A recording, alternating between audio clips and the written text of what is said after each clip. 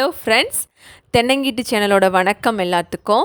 இன்றைக்கி நம்ம வந்து தூதுவளை யூஸ் பண்ணி ஒரு கார தோசை ரெசிபி தான் பார்க்க போகிறோம். இதில் வந்து நம்ம பருப்பு எல்லா வகையான பருப்பும் கலந்து செய்ய போகிறோம். இது அடை தோசை கிடையாது, கார தோசை. லைட்டாக அரை புளிப்பாக செய்ய போகிறோம். இந்த தோசை வந்து நல்லா கிறிஸ்பியாக மொறுன்னு இருக்கும். இடையில டிப்ஸோடு சொல்கிறேன், ஸ்கிப் பண்ணாமல் பாருங்கள். இது போல் நிறைய யூஸ்ஃபுல்லான வீடியோஸ் உங்களுக்கு காத்துட்ருக்கு. அதுக்கு நீங்கள் நம்ம சேனலை மறக்காமல் சப்ஸ்கிரைப் பண்ணுங்கள். அப்படியே பெல் நோட்டிஃபிகேஷனையும் கிளிக் பண்ணுங்கள், நோட்டிஃபிகேஷன் உங்களுக்கு வரும். இன்றைக்கி நான் வந்து 1 டம்ளர் இட்லி அரிசி எடுத்திருக்கேன், 1 டம்ளர் பச்சரிசி.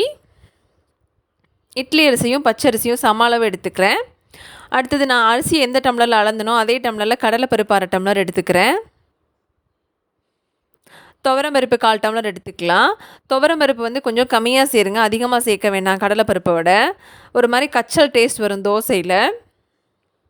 அடுத்தது பாசி பருப்பு வந்து 1/4 டம்ளர் எடுத்துக்கிறேன். பாசி பருப்பை வந்து நான் அன்றைக்கி தோல் நீக்காமல் அப்படியே தான் முழுசாக சேர்க்க போகிறேன். நீங்கள் பாசி பருப்புக்கு பதிலாக பயரும் சேர்க்கலாம். அடுத்ததாக உளுந்தம்பருப்பு 1/4 டம்ளர் எடுத்துக்கலாம். நான் அன்றைக்கி உளுந்தம்பருப்பையும் முழுசாக தான் சேர்த்து அரைக்க போகிறேன், அதில் உள்ள தோலை எடுக்க போகிறதில்ல. இதுக்கு பதிலாக நீங்கள் முழு உளுந்தையும் சேர்த்து செய்யலாம். அடுத்தது நான் 2 டம்ளர் அரிசிக்கு இந்தளவு தான் வெந்தயம் போடுறோம். ஏன்னா இது பருப்பு தோசைங்கிறதுனால வெந்தயம் கூட போட்டால் தோசை ரொம்ப செவந்து வரும். நான் அன்றைக்கி வந்து இதில் வந்து 4 வகையான பருப்பு சேர்த்துருக்கேன். அது மட்டும் இல்லை, நீங்கள் வந்து உங்களுக்கு விருப்பப்பட்டால் கொஞ்சோண்டு கம்பு, ராகி, சோளம் எல்லாத்தையும் இது கூட கொஞ்சம் கொஞ்சமாக கலந்தும் செய்யலாம்.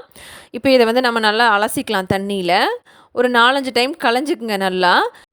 ஏன்னா நம்ம வந்து பருப்பு ஊறினதுக்கப்புறம் அந்த தண்ணியை களைஞ்சி கீழே ஊற்ற போகிறதில்ல, அதே தண்ணியை யூஸ் பண்ணி தான் மாவு அரைக்க போகிறோம். இப்போ வந்து நான் அதில் நல்ல தண்ணி சேர்த்துக்கிறேன். தண்ணி வந்து பருப்பு மூழ்கிற அளவுக்கு ஊற்றி வைங்க. ஏன்னா இதை வந்து நம்ம நைட் ஃபுல்லாக ஊற வைக்க போகிறோம். பருப்பு வந்து உப்பி வரும் ஊறினதுக்கப்புறம். பருப்பு வந்து தண்ணி பத்தலைன்னா வந்து சப்போஸ் ஊறாது. இப்போ இதை வந்து ஒரு மூடி போட்டு நைட் ஃபுல்லாக ஊற விட போகிறோம். தூங்குறதுக்கு முன்னாடி ஊற வச்சுட்டு படுக்கலாம். காலையில் எந்திரிச்சு அரைச்சா கரெக்டாக இருக்கும். இப்போ ஒரு மிக்ஸி ஜார் எடுத்துக்கலாம். பருப்பு வந்து நல்லா ஊறிடுச்சு. நான் இதை வந்து களைய போகிறதில்ல, இந்த தண்ணியை கீழே ஊற்ற போகிறதில்ல. இது எல்லாமே அப்படியே தோலோடு தான் போட்டு சேர்த்து அரைக்க போகிறேன். உங்களுக்கு இந்த மாதிரி தோலோடு சேர்க்குறது பிடிக்கலனா நீங்கள் களைஞ்சி ஊற்றிக்கலாம், ஆனால் அதில் டேஸ்ட் கிடைக்காது. இப்போ வந்து நம்ம இதை மிக்ஸி ஜாரில் போட்டுக்கலாம்.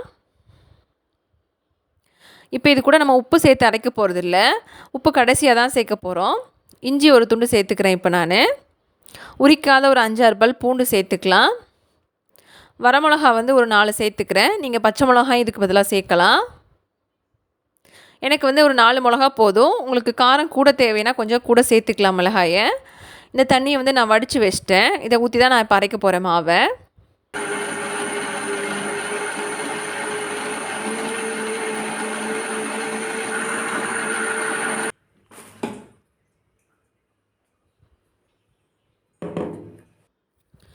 இப்போ மாவை அரைச்சாச்சு. இப்போ காட்டுறேன் உங்களுக்கு எப்படி இருக்குன்னு.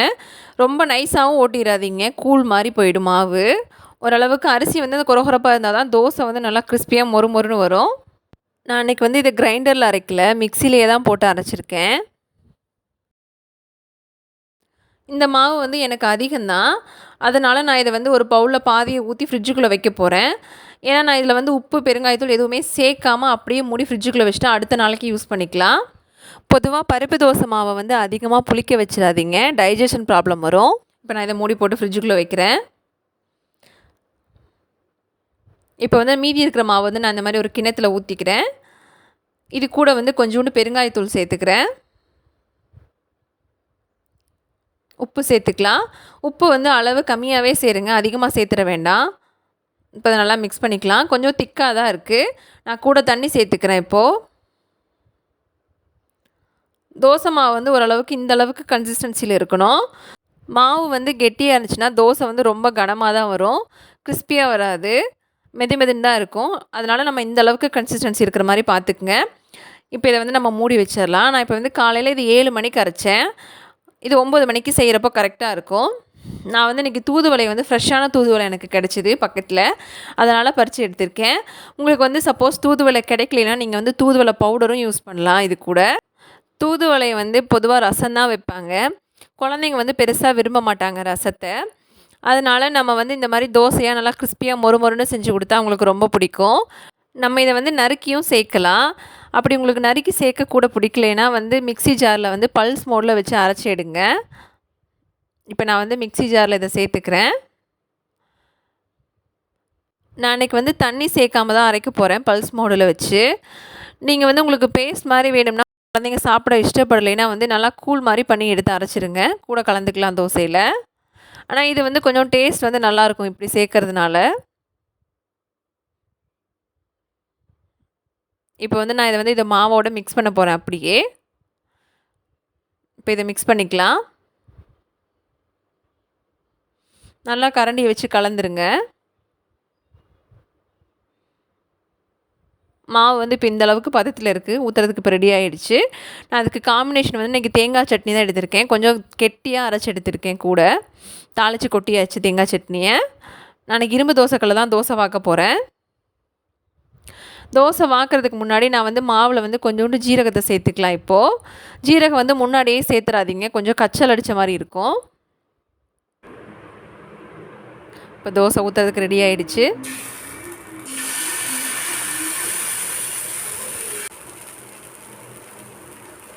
இதில் வந்து நான் மேலால் வெங்காயத்தை சேர்த்துக்கிறேன். கொஞ்சோண்டு வெங்காயம் மட்டும் இல்லை, நீங்கள் உங்கள் வீட்டில் மல்லித்தலை, கருவேப்பிலை எது வேணாலும் பொடி பொடியாக நறுக்கி கூட சேர்த்துக்கலாம்.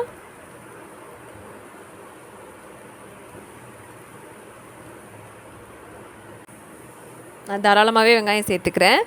மேலே வந்து எண்ணெய் சேர்த்துக்கலாம் கொஞ்சம். கண்டிப்பாக தோசையை வந்து மூடி போட்டு வைங்க. ஏன்னா நம்ம மீடியம் ஃப்ளேம்லாம் வைக்க போகிறோம். தோசையை வந்து திருப்பி போட போகிறதில்ல. இப்போ ஓப்பன் பண்ணி பார்க்கலாம் தோசை எப்படி இருக்குன்னு. நமக்கு ஓப்பன் பண்ணுறப்ப நல்லா ஃப்ளேவராக இருக்குது. அந்த தூதுவளை மணத்தோட வெங்காய மணமும் சேர்ந்து வருது, கூட ஜீரக வாசமும் வருது நல்லா. இப்போ நான் உங்களுக்கு மடக்கி காட்டுறேன். தோசை எந்த அளவுக்கு கிறிஸ்பியாக மொறு மொறுன்னு இருக்குது பாருங்கள்.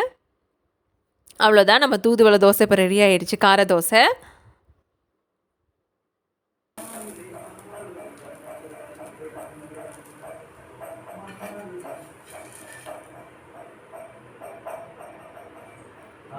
அவ்வளோதான், நம்ம டேஸ்ட்டான சத்துமிக்க தூதுவளை கார தோசை ரெடி. கூட வந்து தேங்காய் சட்னி இஷ்டம்னா உங்களுக்கு வச்சுக்குங்க, இல்லை அப்படியே வெறும் தோசையும் சாப்பிடலாம். நான் வந்து இன்றைக்கி தேங்காய் சட்னி தான் செஞ்சுருக்கேன். கண்டிப்பாக இந்த ரெசிபியை ட்ரை பண்ணுங்கள். ட்ரை பண்ணிவிட்டு கமெண்ட்ஸை சொல்லுங்கள். இந்த வீடியோ உங்களுக்கு பிடிச்சிருந்ததுன்னா அந்த வீடியோக்கு ஒரு லைக் கொடுங்க. மறக்காமல் உங்கள் ஃப்ரெண்ட்ஸ் கூட ஷேர் பண்ணுங்கள். தேங்க்யூ ஃபார் வாட்சிங்.